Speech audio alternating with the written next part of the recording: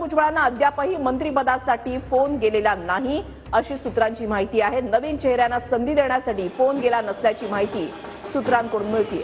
छगन भुजबळ यांना अद्यापही मंत्रिपदासाठी फोन गेलेला नाही या सूत्रांकडून ही माहिती कळते। नवीन चेहऱ्यांना संधी देण्यासाठी त्यांना अद्यापही फोन गेला नसल्याची माहिती मिळते। 7 जणांचं नाव निश्चित झालेलं आहे, मात्र याच्यामध्ये छगन भुजबळ यांचं नाव अद्यापही निश्चित नाहीये। नवीन चेहऱ्यांना संधी देण्यासाठी फोन गेला नसल्याची माहिती ही सूत्रांकडून मिळते। छगन भुजबळ हे राष्ट्रवादीचे ज्येष्ठ नेते, आतापर्यंत त्यांनी अनेक पदं भूषवलेली आहेत। या निवडणुकीमध्ये सुद्धा ते विजयी झाले चांगल्या मताधिक्याने, मात्र अजूनही त्यांना मंत्रिपदासाठी फोन गेलेला नाही अशी सूत्रांची माहिती आहे। दादा गटाच्या 7 आमदारांना आतापर्यंत फोन गेलाय।